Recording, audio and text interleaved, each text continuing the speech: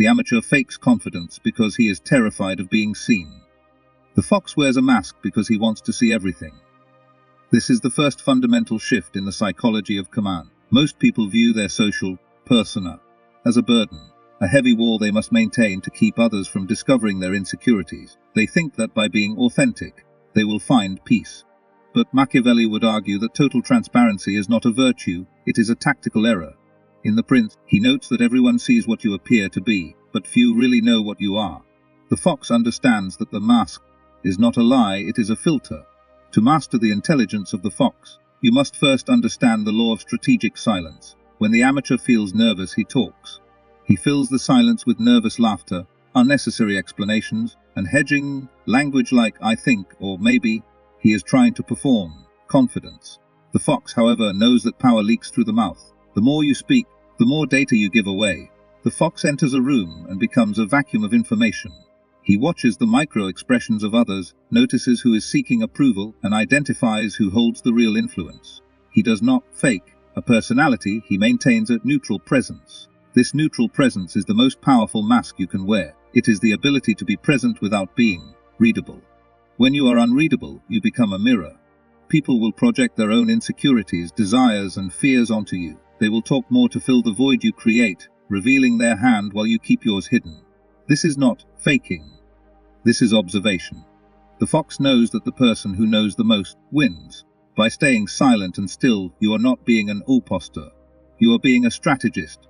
You are conserving your energy while others exhaust theirs trying to impress you. The second layer of the fox's intelligence is strategic fluidity. Society tells you to be yourself, but which self are they talking about? You are a different person with your parents than you are with your competitors. You are different in a crisis than you are in a celebration. The fox accepts this fluidity as a weapon. He does not have one fixed mask, he has a wardrobe of them. If a situation requires empathy to gain trust, he provides it. If it requires cold logic to solve a problem, he adopts it. This is not being two-faced, it is being multi-dimensional. The exhaustion you feel comes from trying to force one confident character to fit every situation. The fox is never exhausted because he does not try. He observes the terrain of the social interaction and chooses the most efficient path through it. He views his ego as an external object that can be adjusted. When someone insults the fox, he does not take it personally, because the insult was directed at the mask he chose for that moment, not his core. This detachment is the ultimate psychological armor. It allows you to navigate the world with a surgical precision, unmoved by the opinions of the audience, because you are no longer an actor looking for applause. You are the director, watching the play unfold from the wings. While the fox operates in the shadows of the mind, the lion dominates through the physics of the body. Most people believe that confidence is an internal feeling that eventually manifests outward. They wait until they feel ready before they take action. But the lion understands a more brutal, biological truth: your mind is a follower, not a leader. If you wait for your thoughts to align before you claim your space, you will be waiting for a lifetime. The lion does not think about power, he embodies it. This is the shift from the psychological to the physiological. To command like a lion, you must first master the law of absolute stillness. If you watch a predator in the wild, you will notice a haunting lack of unnecessary movement. A tiger does not fidget. It does not adjust its posture every few seconds. It does not scan the horizon with frantic, darting eyes. It is absolute, heavy stillness until the moment of impact. In the human world, high-status individuals possess this same weight. The amateur is constantly leaking energy, tapping a pen, shifting their weight from one foot to the other, or nodding excessively to show they are listening. These are submission signals. They are the body's way of saying, "I am nervous, please don't hurt me." The lion hacks this biological loop by forcing the body into a state of command. This begins with occupying space. When the amateur enters a room, he tries to become small. He keeps his elbows tucked in and his legs crossed, subconsciously protecting his vital organs. He is acting like prey. The lion, however, expands. He takes up the space he is entitled to, not with aggression, but with a calm, heavy presence. He keeps his hands open and his movements slow. In neuroscience, this is known as proprioceptive dominance. When you move slowly and occupy space, your brain receives a signal that you are safe. In response, it lowers your cortisol, the stress hormone, and increases your testosterone. You are physically, chemically engineering your own authority. The second pillar of the lion's presence is the unwavering gaze. In the hierarchy of the animal kingdom, the individual who looks away first is the subordinate. Most people fake eye contact by staring intensely, which feels forced and aggressive. The lion's gaze is different. It is calm, observant, and predatory. It is the look of someone who is not seeking permission, but who is assessing reality. When you look someone in the eye and do not rush to break the tension, you are signaling that your internal world is more solid than their external pressure. You are proving that you can sit in the discomfort of a silent moment without flinching. But the lion's true power is not just in his presence, it is in his threshold of conflict. A lion does not roar at every dog that barks. He ignores 99% of the noise because he knows his strength is absolute. True confidence is the ability to be indifferent to minor provocations. When someone tries to belittle you or test you, the amateur reacts with anger or defensiveness, both of which are signs of weakness. The lion reacts with a slight, knowing smile or total silence. By not reacting, you demonstrate that the other person does not have the power to move your internal needle. You are the mountain, they are the wind. You do not roar to prove you are a lion, you roar only when it is time to end the hunt. This integration of stillness and potential violence is what makes a person dangerous in the most profound, silent sense. The greatest mistake of the authenticity movement is the belief that you must be good to be whole. They tell you to suppress your darker instincts, your aggression, your desire for status, and your competitive drive, and replace them with a soft, approachable persona. But Machiavelli understood that a man who cannot be a monster is not peaceful. He is simply harmless. There is a profound difference between a rabbit and a knight who has put his sword away. The rabbit is good because he has no other choice. The knight is good because he has mastered his capacity for violence. This is the predator's paradox. To be truly confident, you must integrate your shadow. As Carl Jung famously noted, the shadow is everything about ourselves that we have hidden from the world. It is the part of you that wants to win, the part that feels anger, and the part that craves power. Most people spend their lives trying to bury these parts, but they don't disappear. They simply leak out as imposter syndrome. When you feel like a fake, it is often because your shadow is mocking your polite exterior. It knows you are pretending to be nicer, weaker, and more agreeable than you actually are. The amateur tries to kill his shadow, the sovereign recruits it. Integrating the shadow means acknowledging that you have teeth. When you walk into a room, you aren't just there to be liked, you are there to achieve a goal. By accepting your darker instincts, you remove the need for approval. Think about it, why do you care what a stranger thinks of you? It is because you are afraid of their judgment. But when you integrate your shadow, you realize that you are also a judge. You are not just a participant in the social game, you are an observer with the power to walk away, to disagree, and to dominate if necessary. This realization creates a cold confidence. It is the calm of a man who knows he is dangerous, and therefore doesn't need to prove it. This leads us to the concept of strategic vulnerability. A man who is terrified of his shadow will never admit a mistake, because he thinks his entire alpha facade will crumble. He is brittle. But the sovereign, who is at peace with his inner predator, can afford to be vulnerable. He can admit a flaw or laugh at himself with total ease. Why? Because he knows that his core power is not based on a perfect image, but on an undeniable reality. He uses the fox's wit to show a human side that makes him relatable, while the lion's presence ensures that no one mistakes that relatability for weakness. This is the ultimate mind game. You show people exactly what you want them to see, making them feel safe around you while your internal lion remains awake and watchful. Finally, we must address the social fuel of the shadow. Anger, when repressed, becomes resentment and anxiety. But anger, when channeled through the fox's intelligence, becomes focus. Competitive drive, when repressed, becomes jealousy. But when channeled, it becomes ambition. You must stop apologizing for wanting more out of life than your peers. The Machiavellian sovereign realizes that the social world is a hierarchy of competence and will. By embracing your shadow, you stop being a all I are to yourself. You stop faking a sanitized version of humanity and start living as a whole integrated being. You aren't performing confidence anymore. You are simply existing as a force of nature that refuses to be suppressed. To transition from understanding to application, you must adopt a code.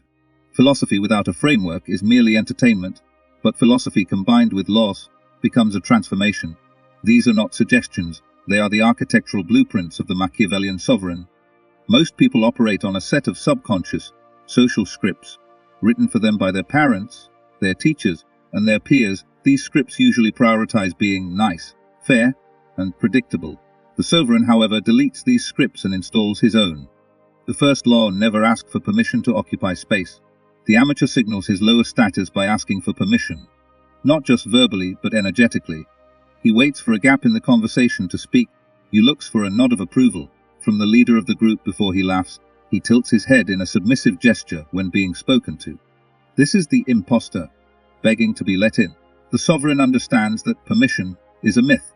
You do not wait for the world to give you a seat at the table. You sit down, and the world adjusts around you. This doesn't mean being rude or loud.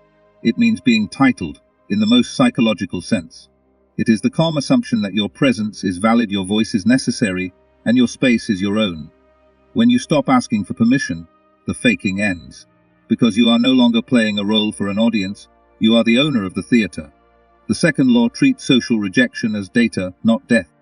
The reason most people confidence is because they are terrified of the social death that comes with rejection. To the primitive brain, being kicked out of the tribe meant physical death. Even though we live in a modern world, our nervous system still reacts to a cold shoulder or a failed joke as if it were a tiger's attack. The sovereign uses the fox's detachment to rewire this response. When the fox is rejected, he does not feel less than. He simply notes, the strategy I used here did not produce the desired result. He treats human interaction like a scientist treats a laboratory experiment. If the chemicals don't react, you don't cry, you change the formula. By removing the emotional weight of rejection, you become antifragile. Every failure becomes a lesson in human psychology, making you more dangerous for the next encounter. The third law: speak only when your words are more powerful than your silence. We return to the power of the void. Most people use words as a security blanket. They talk to soothe their own anxiety, to prove they are smart, or to avoid the discomfort of a quiet room. But the sovereign knows that words are currency. If you print too much money, its value drops. If you speak too much, your authority dilutes. The lion does not explain himself.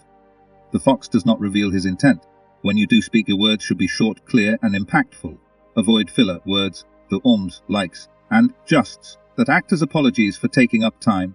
When you speak with the weight of the lion, your silence becomes a weapon of suspense. People will lean in, they will pay attention, and they will begin to value your input far more than the person who has been talking for an hour. The fourth law: master the look back. In any social hierarchy, the person that holds the gaze the longest is the one in control.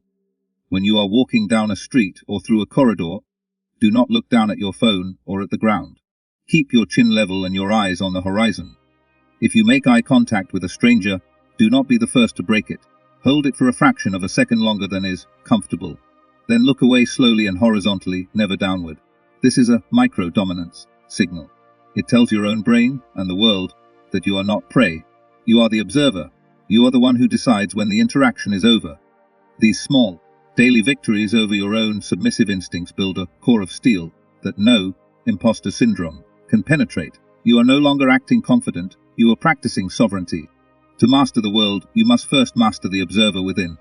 The amateur is trapped in a state of self-consciousness, which is a form of mental paralysis. When you are self-conscious, your brain is constantly running a simulation of how others see you. You are worried about your hair, the way you just stumbled over a word, or whether you look as nervous as you feel. This is an internal feedback loop that drains your cognitive battery. The sovereign replaces this with refined self-observation. This is the fox's ability to step outside of himself and watch the self, as if it were a character in a movie, without judgment or emotional attachment. Imagine you are in a high-stakes meeting or a social gathering. Instead of being inside your head panicking about your performance, you project your consciousness to the corner of the room. From there, you watch the person you are inhabiting. You see the line, posture you've adopted. You see moving intently. This detachment is the ultimate cure for imposter syndrome. You cannot be an imposter if you are the one intentionally directing the character. When you observe yourself objectively, you gain the ability to course correct in real time. If you notice your voice is getting too high or your hands are moving too fast, you don't panic. You simply adjust dials of your presence. You slow the tempo, you deepen the tone. You regain the weight of the lion. This refined observation also applies to how you perceive others. Most people are socially blend. They only see the surface of an interaction. They hear the words, but they miss the music. The sovereign looks for the subtext.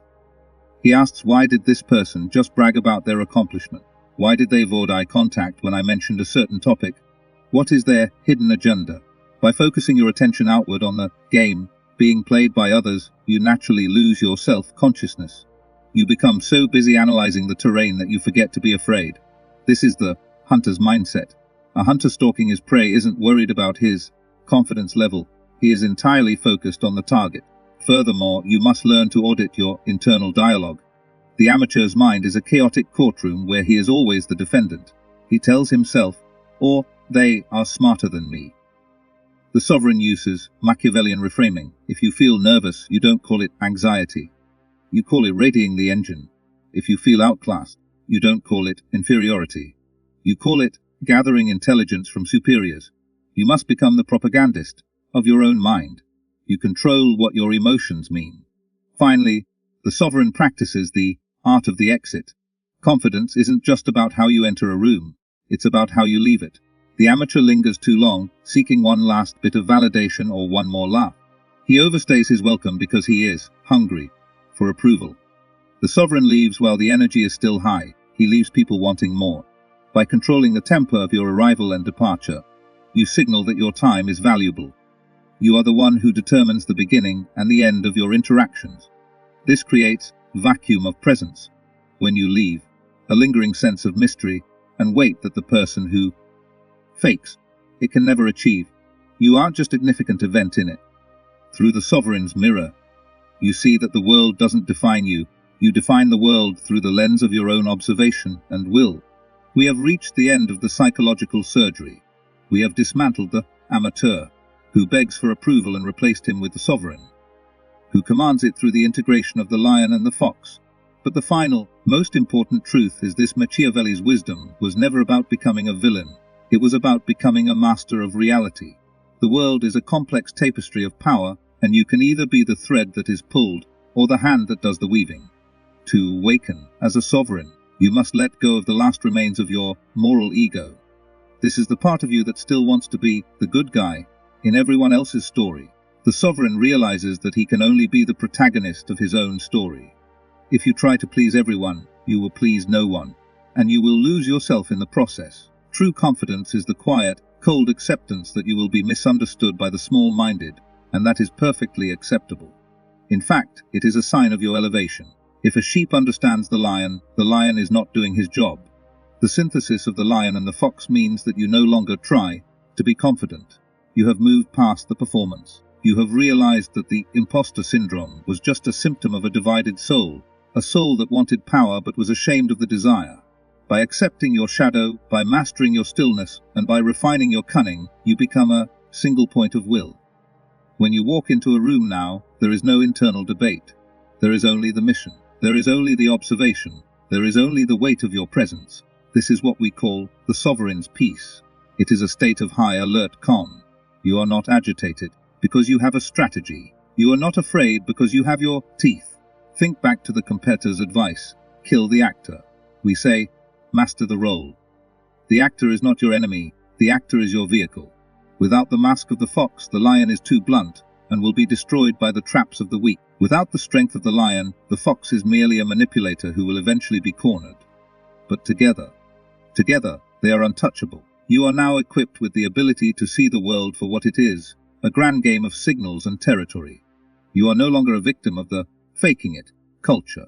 You are a practitioner of high-level social engineering. As you move forward, remember that this knowledge is forbidden for a reason. Most people cannot handle the responsibility of their own power.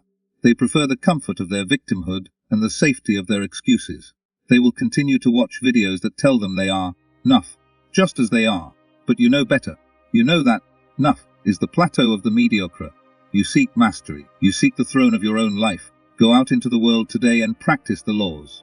Start small. Hold the gaze of a stranger.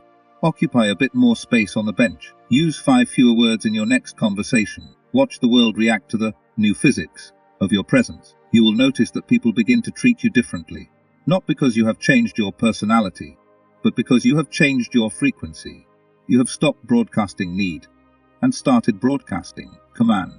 The fake has died and the sovereign has awakened. The hunt is yours.